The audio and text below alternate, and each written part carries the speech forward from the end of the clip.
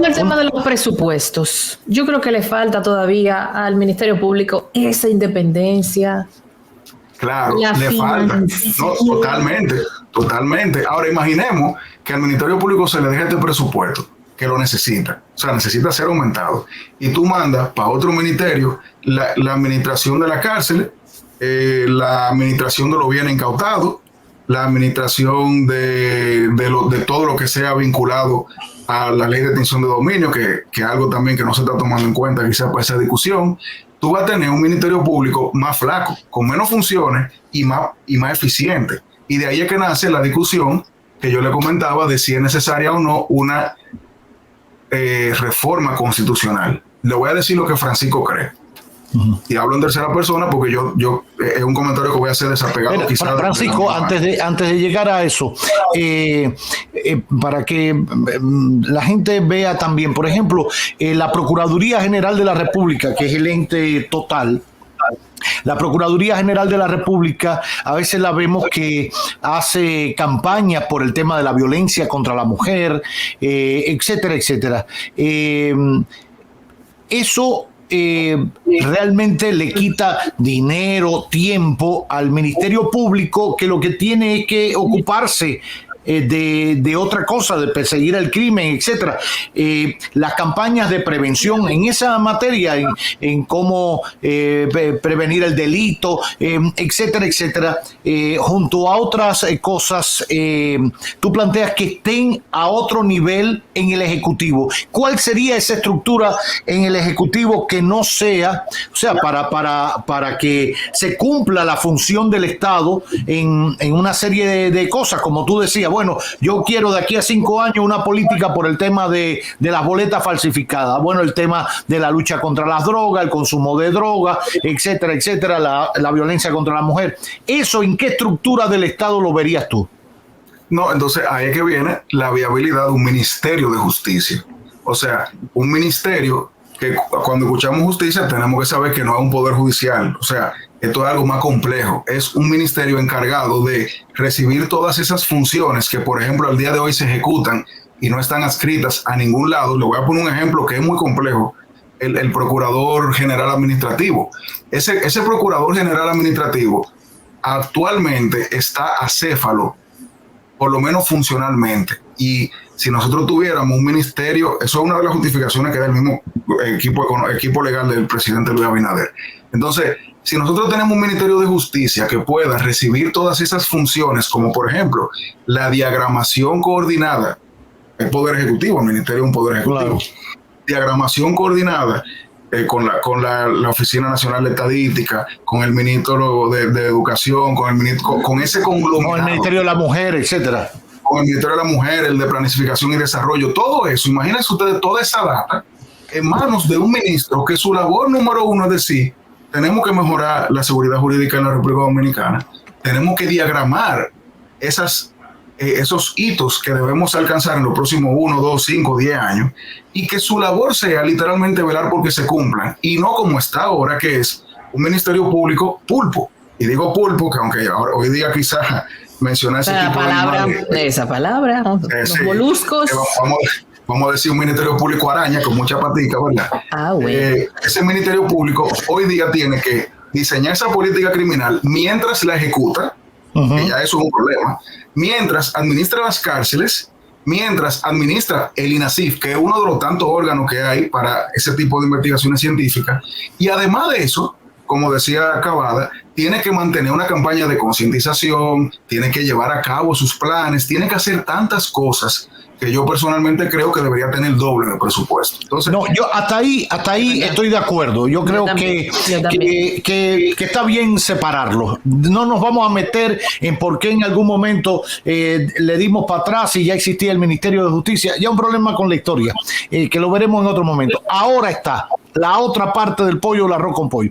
Y digo esto porque, por ejemplo, una de las cosas más importantes que ha hecho este país en materia de de justicia, por llamarle de alguna manera, es humanizar nuestras cárceles y es el nuevo modelo penitenciario que se viene desarrollando desde la Procuraduría General de la República, si mal no recuerdo, desde la administración de Radamés Jiménez como Procurador General, etcétera, y ha ido creciendo y somos un modelo y hemos visto que, por ejemplo, Roberto Santana, cuando estaba al frente del nuevo modelo penitenciario, fue referente para todo el continente, etcétera.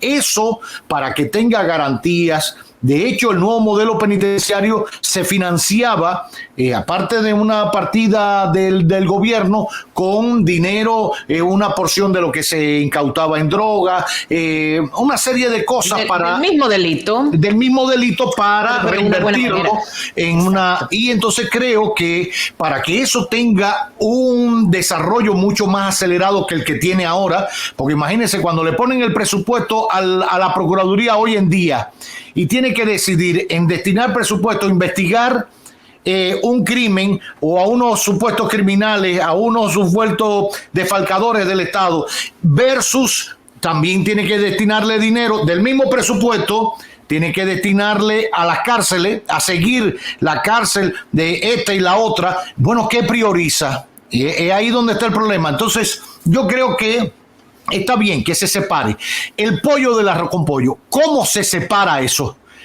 ¿Dónde está el marco legal para hacerlo? Unos dicen que se necesita una reforma a la Constitución, otros dicen que no. La Constitución, ya sabemos que los decretos, que los ministerios se pueden formar por decretos, si mal no recuerdo. Sin embargo, la Constitución sí describe cuál es el rol del Ministerio Público. Si usted se lo va a variar, tiene que variárselo constitucionalmente o no.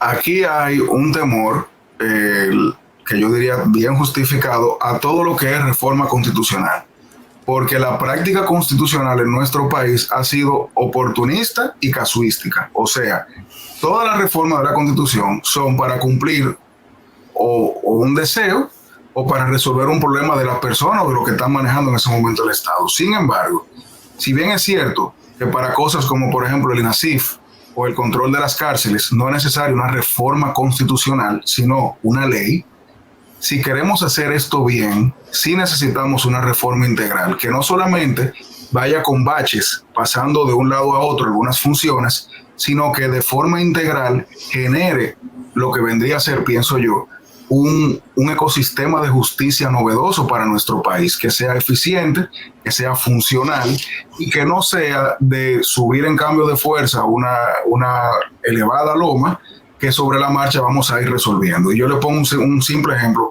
para cerrar esa parte. Si nosotros no tenemos una política criminal del Estado en manos de un tercero, digo tercero sacándolo del Ministerio Público, que tenga esa cosmovisión de la que hablamos ahorita y que además de eso pueda ejecutarla de cara a las personas que están ahora mismo guardando prisión, nosotros nunca vamos a poder estar satisfechos con el nuevo modelo penitenciario, que si bien es mejor que lo que había antes, no es tan fácil, no es tan difícil ser mejor de lo que había antes. Sí, claro. O sea, tú comparas a cualquier persona con Jack el Destripador y decir, no, pero fulano es mejorcito. Óyeme, no es difícil ser mejorcito de cara a Jack el Destripador. Entonces, nosotros tenemos que como país decir, mira, sí, son traumáticas, son complicadas. Nadie quiere meterse en ese lío porque nada más con la seducción de personas para que apoyen o no, para no decirlo de otra forma, hay un problema. Sin embargo, tenemos la oportunidad de ahora mismo apostar a la justicia que nosotros queremos y necesitamos. Y no siempre es bueno la ley que se puede versus la ley que se debe tener. En este caso, yo digo que tú puedes eliminar o mover alguna cosa con ley, por ejemplo, INASIF, control cancelario, pero la política criminal del Estado requiere una modificación constitucional.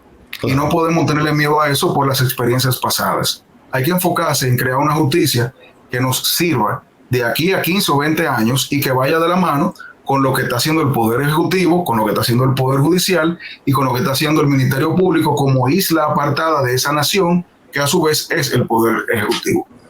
Ya. Bueno, pues ahí está la valoración de Francisco Álvarez. Teníamos otro tema, pero ya tenemos otro invitado, Francisco, pero lo dejamos para otra ocasión. Yo creo que ha quedado bastante bien. Me preocupa, dado la politización de nuestra justicia y cierta judicialización de la política, porque una cosa va de la mano con la otra, que eso sea una retranca para esa reforma a la Constitución. Si al final no se ponen de acuerdo, porque el que está atrancado a banda es Leonel Fernández, porque dice que ya es independencia, etcétera, y entonces puede existir el resquemor de ese grupo que diga, no, si se abre la posibilidad de una reforma, es para introducir la propuesta del propio presidente Abinader para hacer menos